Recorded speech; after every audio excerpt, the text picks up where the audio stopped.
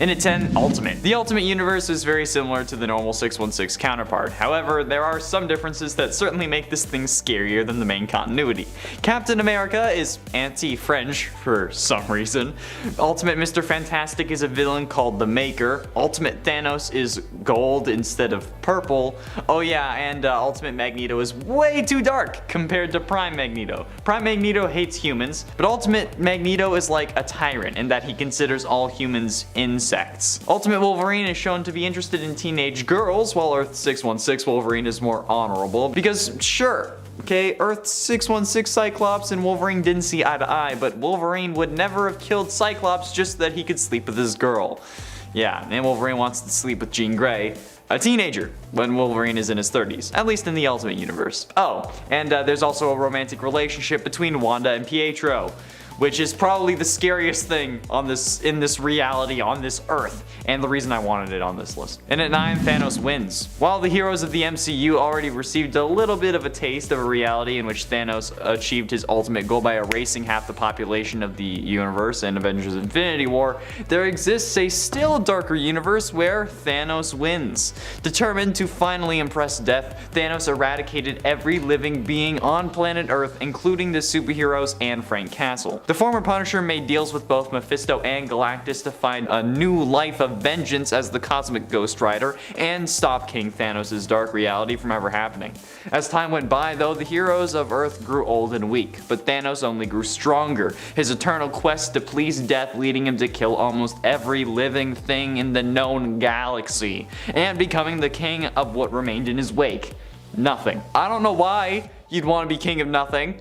Seems pointless in my opinion, and I'm a king, so I feel like my expertise here, but whatever, okay, as long as it's not this universe, I'm fine with it. Oh, and not only that, but knowing that he had to die in order to be with death, King Thanos gave a piece of the Time Stone to his servant, the Rider, and tasked him with going back in time to drag his younger self to the future so that he could be killed by present Thanos. And at 8, Age of Ultron. Ultron 1320 comes from Earth 14622, and What If Age of Ultron number 1. An Earth where, thanks to Wasp dying, Ultron is able to take over the world faster. Ultron was created to be the ultimate AI by Hank Pym, to help the Avengers utilize their function better as a team. But with the untimely death of Pym's wife, Pym went on to create a more brutal version of Ultron, which was to replace the Avengers. But with this, Ultron's sentience began to constantly evolve. He started the eradication of the human race by taking out such threats as the Avengers and the Defenders, while he left Pym alive to watch him suffer. Ultron and his army of Ultron Sentinels then moved to Kola, Russia, so that he could bore himself into the planet's core to create the ultimate version of himself, Ultron 1320. Ultron then had his minions batter and beat Pym unconscious until he woke up to find that he himself had been turned into Ultron 1321. This version of Ultron also invaded other worlds, claiming Earth 62412, 23223, and 81223, but was stopped on Earth 45162. In its 7, Age of Apocalypse. Earth 295 is a reality that was accidentally created by Legion, son of X-Men leader Professor Charles Xavier and Israeli diplomat Gabriel Haller. Legion believed that the only way to bring peace to humans and mutants was to kill Magneto before he could incite the anti-mutant movement. He traveled back to a time when Xavier and Magneto both lived in Israel and were working at a hospital, taking the X-Men Storm, Iceman, Bishop, and Psylocke back with him. Legion tried to stab Magneto with a Psyblade, but Xavier shielded Magneto and was killed instead. By killing his own father, Legion then made his own existence impossible. The Macron Crystal resolved the paradox by restructuring reality. All the X-Men vanished from that reality, and a new reality came into existence. Bishop, already displaced in time, remained, but the chronal backlash fractured his mind. He wandered Earth for nearly 20 years, and then that superpowered fight attracted the attention of Apocalypse, who then basically took over and destroyed everything. In its 6, Old Man Logan. 50 years later, Logan lives with his wife Maureen and his son Scotty and daughter Jade on a plot of land in Sacramento. What used to be California, but is now part of Hulkland. He requires money to pay his rent to the landlords of his territory, the descendants of Bruce Banner, the Hulk Gang, who are a product of just a whole lot of crap, okay? Just give me a minute. He refuses to sell his children's toys to pay for the rent, understandably, and Logan is shown as a broken old man refusing to fight anyone and trying to live peacefully. He realizes that he will be unable to pay the rent this month and that the Hulk gang will not accept a plea to pay double next month on its own. Oh, by the way, the Hulk gang is a inappropriately and unconsensually conceived group of children of the Hulk and She-Hulk, Bruce's cousin. Yeah. The Hulk gang arrives the next day to confront Logan on his lack of payment and then violently beat him, even though he was one of the most violent superheroes ever. Though Logan entertains visions of gutting the eldest Hulk brother Otis, he remains calm and just lets the beating happen. Later though, the Hulk gang kills his family, so Logan goes on to kill the whole Hulk gang. But it's still a messed up Earth, okay? It is. Halfway through into number 5, Earth X. The entire world has mutated due to the release of the Terrigen mists in the air. The now blind Watcher recruits Aaron Stack to be his eyes and inform him of what's going on Earth. X-51 finds that in this new world where everyone has superhuman abilities, a young man named the Skull is attempting to take over the world, and Captain America and a band of former champions of Earth have rallied together to stop him. But there's more going on here than meets the eye. It is learned that the Celestials have manipulated the people of Earth into being antibodies for a celestial embryo that is growing in the Earth's core. With humanity in a state of mutation that is not destined to happen for another 300 years, the Celestials come to cleanse the human race from the face of the Earth. Only the intervention of Reed Richards, Black Bolt, and Franklin Richards, who is now Galactus, stop the Celestials and destroys the thing growing at the center of the Earth. At the end of the battle, Galactus returns to space, and Reed has giant human torches built around the Earth to burn the Terrigen mists out of the air in an attempt to return humanity back to their former state. In at 4, Ruins. While Marvel was showcasing their best and brightest with Earth 616, Ruins takes a dark and twisted look at an alternate Marvel Earth where everything could have gone wrong, and it does, in the worst possible ways. The various scientific accidents and experiments that created Marvel's heroes went extremely wrong in the Ruins reality, alright? The Fantastic Four died on their test run in space, Bruce Banner was transformed into a living mass of tumors instead of the Hulk, and Peter Parker's spider bite left him with a terrifyingly infectious disease that ultimately ends up killing the narrator of the story in the truly darkest Marvel timeline. However, this is basically how the creators thought the world would be if the superheroes were real. It is in essence a combination of Earth 616 and our world, with the idea of what would happen realistically if this was our world being the founding thoughts for the Ruined storylines. And it's hella messed up, but I don't think that in this world Bruce would grow tumors, okay? I think he would just die. Probably from cancer, but still, okay, it's a more realistic version, but a much darker version of the realism. Getting close to the end in number 3, Earth 666. First appearing in Secret Adventures number 33 from 2012, on Earth 666, everyone in the world is one of the undead, but this isn't Marvel Zombies. I was told not to talk about Marvel Zombies. The living were not endured on this world, nor do they welcome interdimensional police. The Orb of Necromancy was hidden by Brother Voodoo, who put it deep in Shumagorath's ego maze. In the center tower, where an undead celestial was located and who was their god, and with the orb, they plan to spread undeath to all of reality. And it's currently in a unique position, as its population is divided between a variety of subtypes of supernatural creatures, vampires, werewolves, mummies, among others. The divide between the various groups is social and deeply rooted, with parts of the world being ruled by various factions. However, in this world there is some hope, as the greatest heroes of the various groups are united to protect the world as the Avengers of the Undead. Basically, if Marvel met Supernatural, especially that episode where like there was like the Chicago monster families and it was like a parody of the Mafia, that's what's going on. Especially because Captain America's shield is made of vibranium, not silver. Get it? Cause Cap's a werewolf this time? The alternative to the number 666 in some translations of the Bible is actually 616, the number used for Marvel's Prime Earth, so there you go. But ultimately, in number 2, Hulk number 3.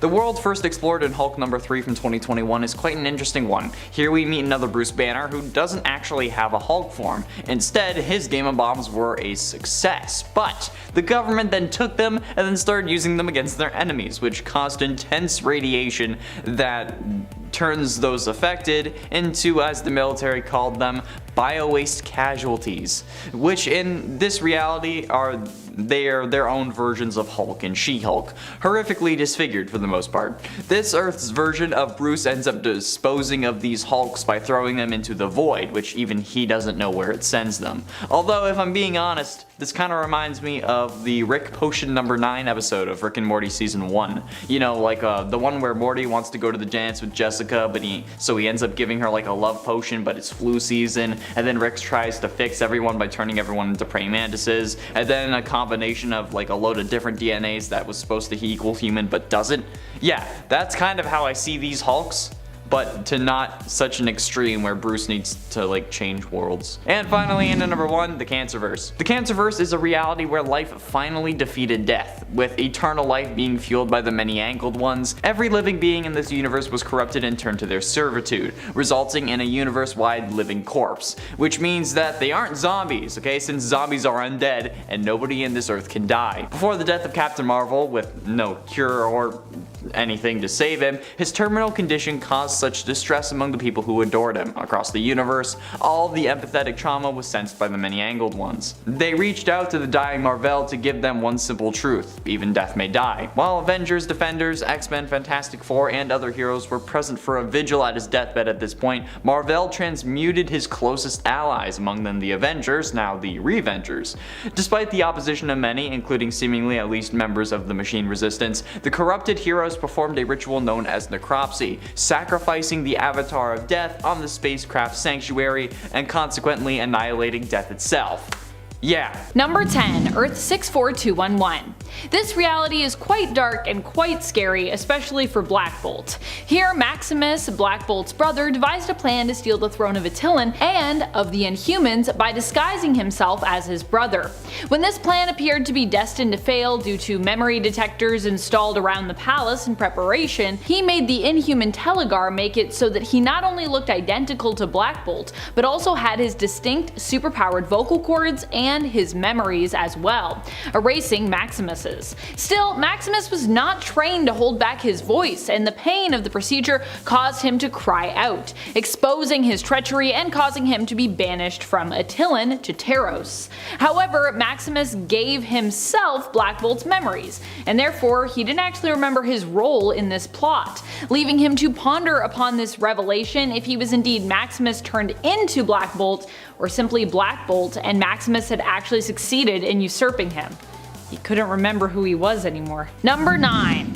That time Thanos helped an old lady cross the street. This alternate reality seems to be unnumbered, but exists based off the story that Cosmic Ghost Rider tells us in the Thanos 2016 annual. Connor diving into Thanos Wins on the part 1 of this list made me remember how much I love that comic, but especially the annual, which features multiple stories which are all, or at least appear to be, set in alternate worlds. In one such story, Thanos helps a little old lady cross the street, seemingly at first out of the kindness of his heart. I know, shocking, right? Well, of course it turns out that even this act is quite sinister, and that Thanos really did it only to delay a bus from stopping, thereby preventing Stephanie Kircher from bumping into and meeting Suzanne. This meeting would set Stephanie on a path which would turn her into Earth's savior, allowing her to end world hunger, cure disease, and dismantle inequality. Thanos even visits Stephanie on her deathbed to give her a vision of what could have been of the life she missed out on because he delayed her bus, stopping by a few moments, preventing her from bumping into Suzanne. Pretty evil stuff, right? And friends, before we move on to this next spot, if you are loving this list and you want to learn about even more scary alternate Earths from Marvel, there are tons of those, so be sure to let us know by giving this video a thumbs up. Number 8, Earth 51412. One of the freakiest realities that I could think of visiting would be the one that belongs to Patton Parnel. Patton Parnel is probably one of the most disturbing Spider-Man alternates around, who literally turned into a sadistic man-spider-like monster when he got his powers. Well, he was actually probably always sadistic and sociopathic to some extent, but getting spider-like powers, which also turned him into a humanoid spider-like creature, probably didn't help the guy. Number 7, Earth 11080. Also known as the Last Gun on Earth reality. Here, Punisher once more faces off against the Marvel Universe. But instead of it just being a comic book trope this time around, Frank is actually not just out for vengeance, but seeks to save the world by facing off against many famous Marvel heroes and villains. This is because on this alternate Earth a virus was released that caused those infected to become violent and cannibalistic. Here Spider-Man ends up patient zero after devouring the villain Rhino live on national television. And well, I think you can imagine how dark it gets from there. It just gets darker and darker and darker. You're like, wow, it's like pitch black in this universe. I cannot see. Someone turn on a light in here. Number 6. Earth 18138. Another scary alternate reality tied to Thanos, as some are known to be. I mean, Thanos is a pretty scary dude. Actually came about because a hero was trying to redeem the villain and raise Thanos instead to be a hero. The hero who attempted this, however, wasn't really great at doing so, and instead made the future worse as a result. This hero was Frank Castle alternate Cosmic Ghost Rider. The thing with Cosmic Ghost Rider is that he only became Ghost Rider as a final gambit to try and save the universe. This was after Frank was killed when Thanos attacked the Earth. By the time Frank had made his deal to become a spirit of vengeance and returned as Ghost Rider, it was pretty much too late. He spent an eternity alone and was driven pretty crazy by the solitude. He went on to get the power Cosmic, became a Herald of Galactus, and when he still failed to stop Thanos, joined him instead. After that, history was wiped from existence, in which Thanos won. Cosmic Ghost Rider ended up in Valhalla for a while before realizing he wasn't really happy there, it wasn't really his thing, and being permitted by Odin to leave in order to travel back in time and try and kill Thanos to prevent a future like the one he was from ever becoming possible. Cosmic Ghost Rider couldn't bring himself to kill the then innocent baby Thanos though, and instead went on adventures with him, trying to teach him to be good. But it turns out Frank Castle wasn't necessarily an expert on the subject of heroism and goodness himself. This version of Thanos grows up instead to become a dictator, removing freedom of choice from those he rules, making them be good and banishing those who refuse to submit and obey him. That's like too much goodness. You shouldn't be trying to make people be good. Just kind of let them do their own thing, otherwise then you're kind of evil, kind of defeats the whole point. Thanos. Number 5. What if Ultron won? While the What If comic book series sometimes takes us to weird and hilarious alternate realities, this time around the Disney Plus and Marvel animated series took us to one of the most depressing realities yet. In episode 8 of the series, we get to see into a reality where Ultron won the day. In fact, he won all of the days to come. Black Widow and Hawkeye are the only remaining survivors, it seems, who are attempting to fight back against Ultron and stop him, once and for all, at any cost. However, in the end, Ultron finds a way to break free of his fate at being defeated, using his own power and the Infinity Stones to escape his own reality and threaten the existence of all lives across the multiverse. Is there anything scarier than this? I don't think so. Number 4. Life 9 of Moira X. During the relaunch of the X-Men books, the mutants were given a refresh when it came to their history and when it came to making sense of seemingly all the almost separate lives that they've kind of lived, all the different eras of X-Men. Moira McTaggart was revealed to be a mutant codenamed Moira X, whose power was reincarnation, with her dying and being reborn from her mother's womb once more, but with the knowledge of all the previous lives she had lived prior to that one. Moira's 9th life, the timeline that precedes 616 from her perspective, saw Moira join with Apocalypse in order to try to find a way to protect the mutants against the inevitable. Man who create machines, Sentinels, to destroy them, and in so doing often end up destroying humanity as well. Despite uniting with the powerful mutant Apocalypse in this reality, technology once more ended up being the end of both humanity and mutant kind, with this reality's destruction being linked back to the existence of Nimrod. In order to prevent this dystopian and apocalyptic reality from coming to pass, Moira ends up getting information on how Nimrod was created and allows herself to be killed and reborn with said information so that she might be able to prevent Nimrod from coming online in her next life.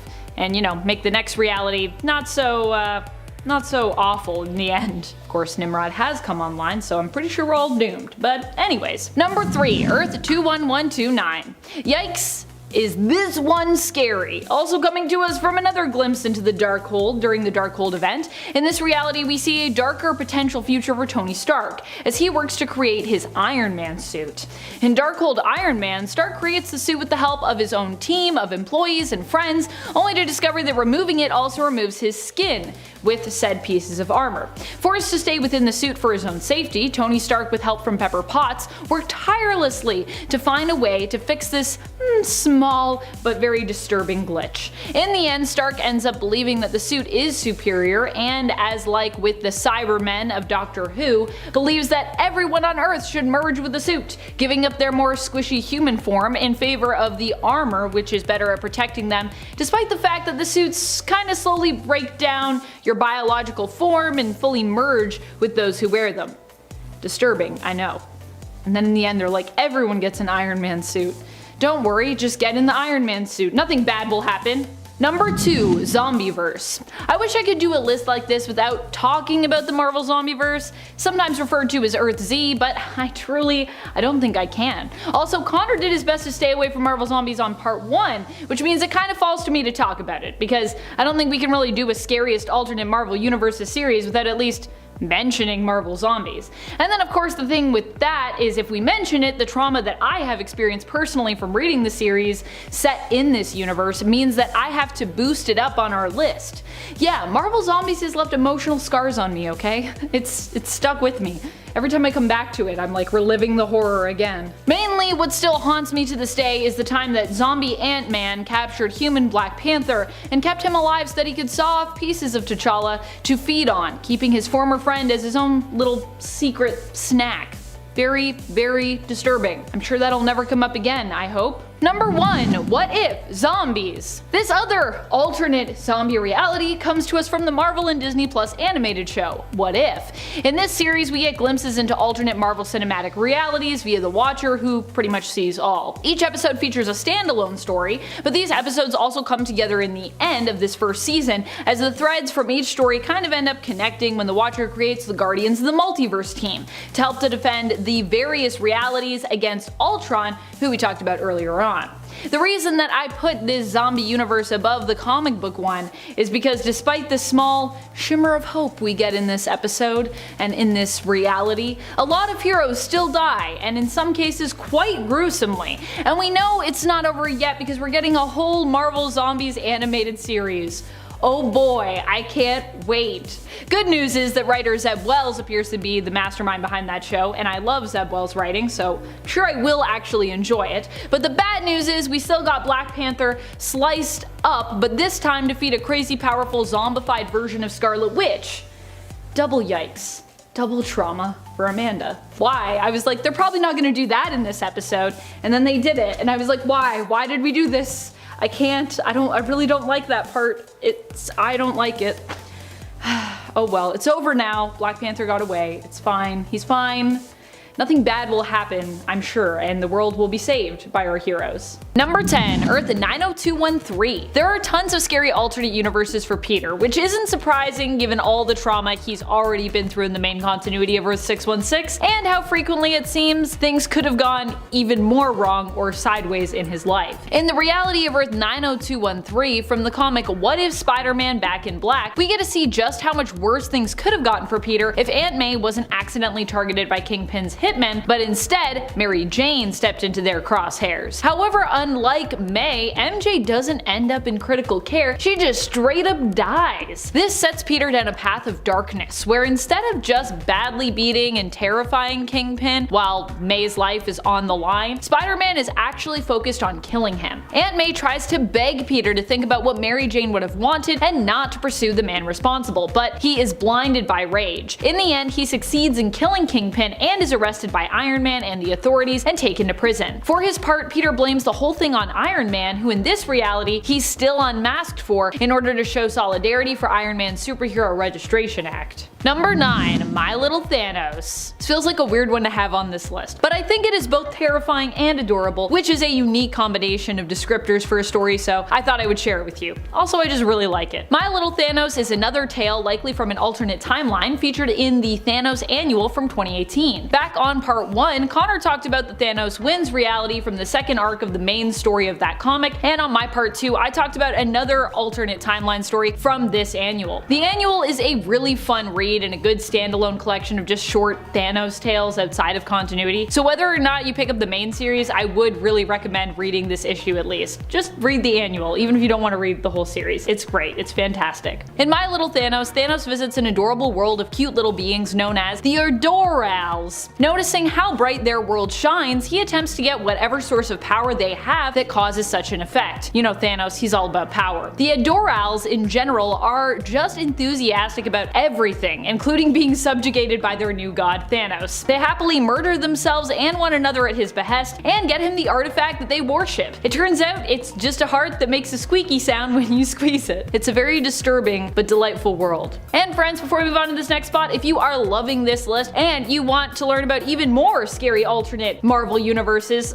I'm pretty sure we could just keep going forever. There's a lot of them. So be sure to let us know by giving this video a thumbs up. Number 8. Limbo. Limbo is the dimension and reality where Magic, aka Ilyana Rasputin, was held as a prisoner when she was young. She was kidnapped by the evil Belasco, who sought to use her to harness her power and also to turn her into a sort of protege for his own dastardly means. In the end, Magic ended up escaping her captor and even rising up against him and taking Limbo for herself, defeating Belasco. While Magic has her own dark side, known as Darkchild, it is because of her alignment as a hero that I am ranking Limbo a little lower than I might otherwise. Magic, you see, tends to rule over Limbo, and you know, she's pretty inherently good overall. Still, Limbo is basically a hell dimension on its own, so it's still a pretty scary alternate reality to visit. Unless you have Magic with you and on your side. And even then, I imagine it would still be like a little bit scary, a little bit traumatizing, at least. Just cause like demons and such. Number 7. Earth 21619. The Earth of 21619 takes the idea of Peter becoming a killer of villains even farther. In the Back in Black What If, Peter feels as though he is somewhat justified as Kingpin was the one who took Mary Jane from him. He was pushed to the breaking point by her death, basically. However, on the Earth of 21619, which is the reality number given to the universe that we see in the Chip Zdarsky and Phil Noto series, Spider-Man Spider Shadow, it is Spider-Man's union with Venom that brings out a darkness within him, and sets him on a path where he is killing multiple villains, taking a new approach to crime fighting as he falls deeper and deeper into the darkness that the symbiote unleashes from within. What happens with Peter also inevitably leads to another hero taking on and bonding with the symbiote later in the mini-series, and also having to face even more deadly consequences as a result of that bond. Number 6. Earth 70134. In this reality, things went down a little differently when it comes to the Spider-Man story known as The Other. Instead of embracing and accepting the spider totem within, Peter decides to reject it. Peter would rather not be resurrected than return more spider than man here. However, the spider totem wasn't the only one hoping to forge a special and permanent connection with Peter. Out in the world, Venom senses that Peter is in his cocoon and now vulnerable with the spider totem rejected and dead. The symbiote leaves its current host, Matt Gargan, in hopes of bonding with Peter, and guess what? It's successful. What is born from the union is a monster who calls themselves Poison. No longer is Spider-Man alive. Instead, we have Poison in his place. Poison attempts to get Mary Jane to agree to be its partner and kind of its bride, but when she refuses the offer, they decide to dig up Gwen's corpse instead. Spooky stuff. Number 5. Dark Dimension. The Dark Dimension is on a whole other scale when it comes to dark, dangerous, and straight up scary alternate worlds. It is the home of the Dreadlord Dormammu, a notorious Doctor Strange villain. The other horrifying thing about this reality is that Dormammu, while residing there, becomes insanely powerful, as this is basically what fuels his own abilities, his magics, and his powers. So he is at his most powerful while in the Dark Dimension, which is also why he's probably the ruler of it, and probably also why you definitely don't want to go there if Dormammu is there. The Dark Dimension is filled with hellish landscapes, but also mind-melting, trippy ones as well. So it's not just a physical hellish reality, it's also a sort of mental and metaphysical one too. Number 4. Earth 14850. This is the reality belonging to the What If story Wolverine, Enemy of the State. In this version of the well-known Wolverine tale, Logan finds himself brainwashed by Weapon X, but as opposed to becoming free of their control, as happens in 616, he is unable to be saved. His friends and fellow heroes attempt to band together to stop Wolverine by neutralizing him and saving him instead of killing him. In the end, however, this just results in many of their own painful deaths. In the end, it is up to his good friend and student, Kitty Pryde, to save Wolverine, but of course by killing him, as that's really the only way left to deal with Wolverine at this point. In the process, Kitty loses her arm and is only able to save him by phasing her hand through his head and then making it solid while passing through Wolverine's brain. Number 3, Earth 811. Days of Future Past, all in all, is